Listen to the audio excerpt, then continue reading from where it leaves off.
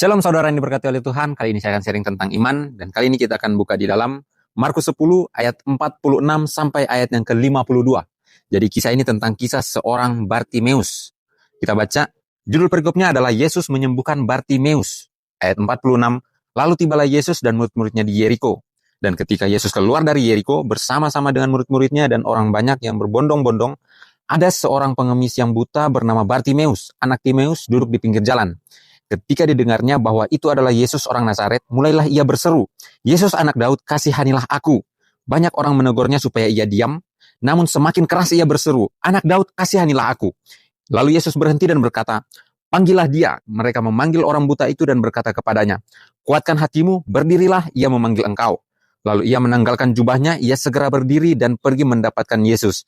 Tanya Yesus kepadanya, "Apa yang kau kehendaki supaya aku perbuat bagimu?" Jawab orang buta itu, "Rabuni, supaya aku dapat melihat." Lalu kata Yesus kepadanya, "Pergilah, imanmu telah menyelamatkan engkau." Pada saat itu juga melihatlah ia, lalu ia mengikuti Yesus dalam perjalanannya. Jadi dalam kisah ini kita menemukan bahwa ada seorang buta yang bernama Bartimeus. Bartimeus hanya sekedar mendengar tentang Yesus. Namun di sini kita boleh belajar bahwa dari pendengaran itu, iman kita boleh bertumbuh seperti Bartimeus. Bartimeus hanya mendengar cerita tentang Yesus, namun dari pendengarannya itu timbul imannya.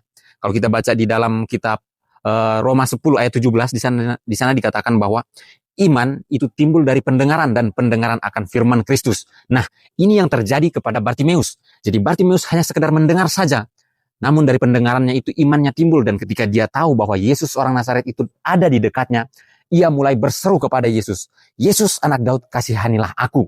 Nah, pendengaran dari firman itu, pendengaran Bartimeus terhadap apa yang dilakukan oleh Yesus, di situ muncullah imannya.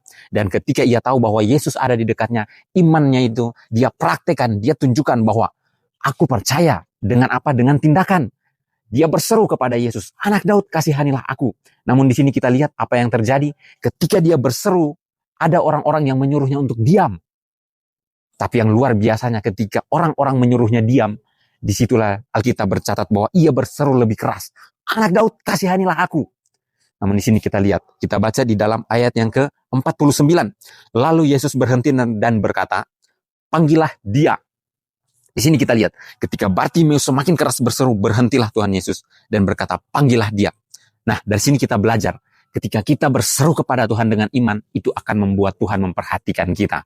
Dari iman kita, Tuhan akan memprioritaskan kita. Jadi teman-teman, mari ketika kita punya iman, jangan hanya sekedar ada di dalam diri kita, tapi kita boleh praktek. Kita serukan iman kita sampai mencuri perhatian Tuhan.